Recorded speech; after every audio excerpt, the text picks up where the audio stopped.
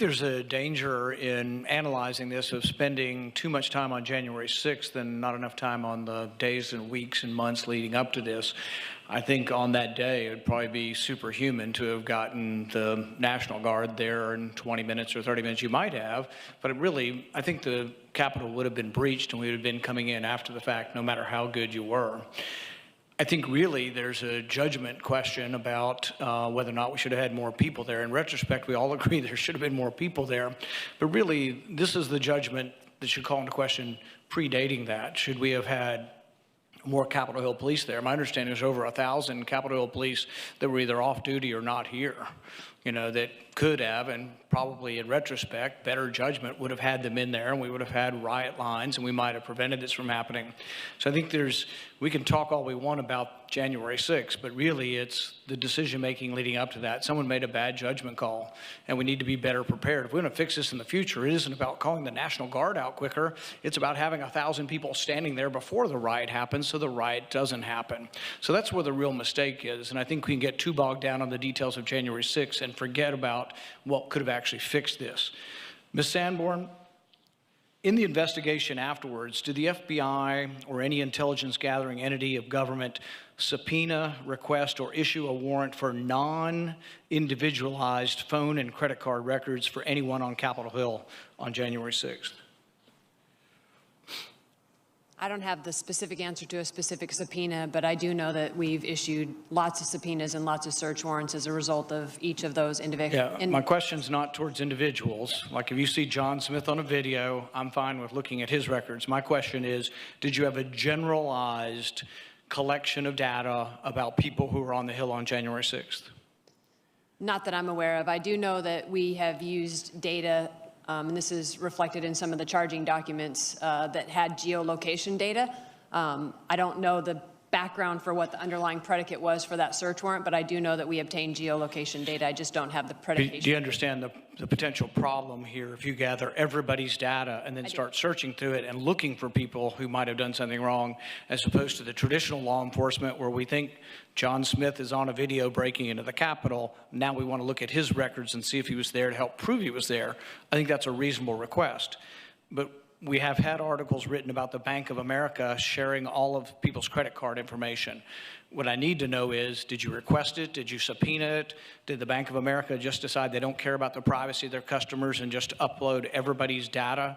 These are important questions. The Fourth Amendment's out there to protect against generalized searches. And I think you know the importance. Most people in law enforcement know the importance of you individualize. We're all fine with that. But there are even reports that elected members of Congress's phone calls, records, as well as credit card records are in some of this data. Have you heard of that or seen any of that? I don't have any specifics on that, sir. I'm happy to follow up. All right. So if we want to get the answer, we just need to direct it to the director of the FBI. I mean, you can direct it. I'm happy to follow up and answer the question for you. Right, but you have not personally seen any of that or seen any cross-referencing of records between a general category to try to find individuals as opposed to have an individual and then looking at data? No, again, sir, I don't know what went into the background for the application for the search warrant, so I would like to follow up and get you that detail. And I do know that we did receive information from private partners. I'd also like to follow up on that specific detail about Bank of America for you as well. But you don't know the answer? I do not. Okay. Well, I think it's very important. Everybody wants to get to the bottom of this, but it's also very important that we not have some huge dragnet and that everybody that went shopping on January 6th in D.C. is now a suspect and going to be charged with some kind of conspiracy that could be 20 years in prison. So as we do the investigation, it's important that those who committed violence are treated accordingly and given significant penalties. But I think it's also important that those of us who have been for criminal justice reform, for poor, underrepresented people in our cities, also want the same kind of justice here, that we're not charging people with crimes that are 20 years for doing something that was admittedly wrong and they should be punished for.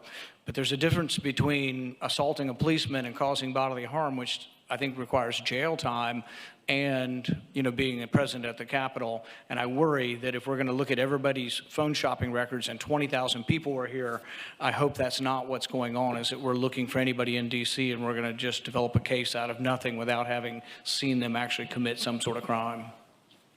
Yes, sir, totally understand. I would like to follow up on both of those. Again, I'm not clear on what went into the application for the phone data. I do know we have phone data.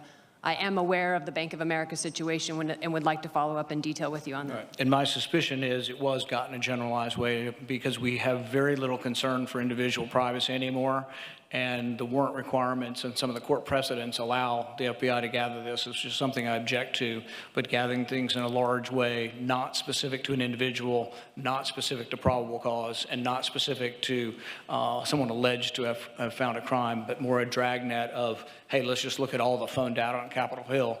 And I want you to know that there are at least some of us in this country who don't like that. Thank you. I appreciate your engagement. We're trying to all fill in blanks, and none of you have all the answers on this. We're not expecting this panel to be able to cover everything on it, but I do appreciate the gaps that you're helping us fill as we go through this conversation together. Ms. Smyslova, I want to ask you a couple of questions about the IC. I've read through some of the sensitive information that was sent out to law enforcement in advance of January the 6th. Help me understand someone that's getting that report. Obviously, many of these folks that are getting the report from Capitol Police and others, Sergeant-at-Arms, they get reports like this similar every day. If I look at the reports prior to January the 6th that are coming out from intelligence, I have a hard time looking at it and getting the context of how is this different than normal. So help me understand for those reports, for someone who's reading these reports every day, how would they understand the context of what you're seeing or what the folks are seeing on the ground that's different than what they had seen 3 months before, 6 months before, a year before? Yes, sir. That is a great question, and that is one that we are now reassessing. It was our view, again, when I prepared for this hearing and I looked at all of the work that we had done, specifically talking about the extremists that would be motivated by the dissatisfaction with the election results and also unhappy with some of the restrictions related to COVID-19. The reports are quite good. They are well written. They seem to summarize pretty succinctly. I mean, I look at them and I'm proud of the team, which has produced twice as many reports on domestic terrorism this last year as they did the year before. But to your point, it might be hard to see that trend over time in the noise. So looking backwards from, now what didn't happen, right? We are examining, should there be different types of reports? Should we use some of the tools that DHS has, such as the National Terrorism Advisory System? We have restarted the Counterterrorism Advisory Board, which was occurring monthly under the previous administration and had fallen off for a variety of reasons the last few years. We've restarted that. Secretary Mayorkas is challenging us all to do a better job when it comes to combating terrorism, domestic terrorism.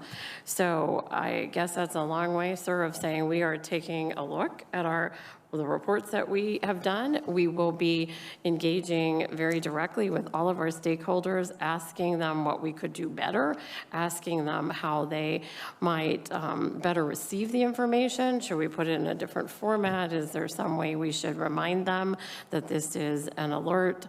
And it is hard, candidly, with the volume of information that we all receive daily. Sure, you're getting a tremendous amount, and that information continues to be able to flow. But when I look at the reports and look at even the bottom line up front that's at the beginning of it, it all seems very standard to me.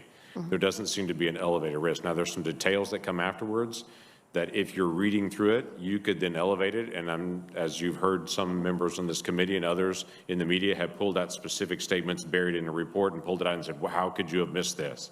Right. But in the bottom line up front, it looks very standard. Here are the risks. Here are the things that we're seeing. There doesn't seem to be something that would say, hey, this is higher than normal. Mm-hmm. If I can use the intel term, it seems to be chatter.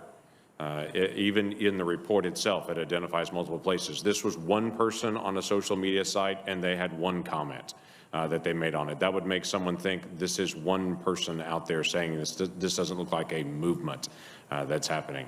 So if that was accurate, to say we're hearing some chatter on that, there has to be some way to be able to note that for the future, to be able to say elevated, more so than normal, higher than it was a week ago, some way to be able to show a trend line, whether it's bottom line up front all the way through to say it's increasing in awareness on this. No, And that is something that is fixable. I would tell you my challenge from serving on the Intel Committee is seeing different reports that come through that are so carefully scripted, they say nothing.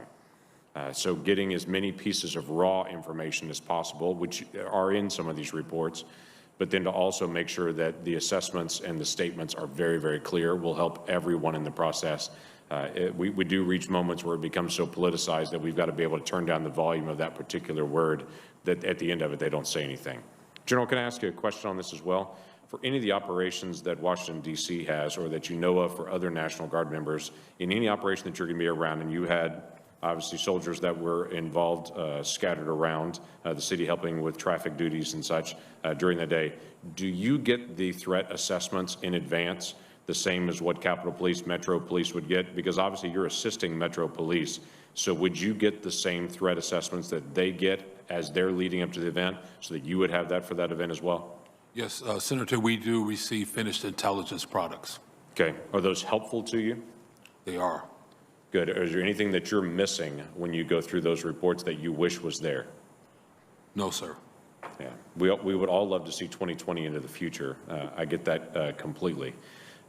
You've made several comments through the course of the day today that I've noted, and then in your statement itself, where you stated the Secretary of Army's January 5th letter withheld authority for me to employ the quick reaction force. Now, we've talked about that, and several of us have brought it up.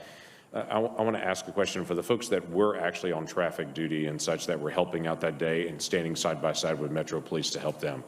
Were those folks armed with less lethal implements to be able to help in case there was a riot situation or an unruly crowd? Could they have engaged from where they were with less than lethal force? So they weren't equipped with less than lethal, but they were equipped with force protection, helmets, shin guards, body protection. Were they wearing those or were those in the vehicles? They were in the vehicles. They were in the vehicles. And those, my understanding was, where those weren't military vehicles that day, they were to be unmarked vehicles that were other government vehicles. Is that accurate? Yes, sir. They were GSA vehicles. Got it. And then there was no overhead for your folks that were out that day. My understanding is there was a request from the mayor to not have military vehicles, to not have helicopters up in the air that day in support. Would that have typically been something that you would have asked for in the past to be able to have some kind of overhead for a day like that? No, sir. We would not have needed helicopters or any kind of air support for a mission like that. Just Right. simple traffic control, and the quick reaction force was available to support them if they needed it. But they are physically how far away? As far as minutes, I don't have to say where they were exactly. About 25 minutes away. So the quick reaction force was 25 minutes away. Even if it was go, we need you to be able to respond. It's 25 minutes on a good traffic situation to be able to get there, barring what's happening with the crowd. Well, we would have had a police escort. So Okay. the District of Columbia has military police and security forces. Both have marked police vehicles with the emergency equipment, lights, sirens. Right. And just to clarify, that's 40 individuals on that quick reaction force. Is that correct? Yes, sir. Okay. Thank you. Thank you all. Thank you, Senator Langford. Next up, Senator King from the Rules Committee.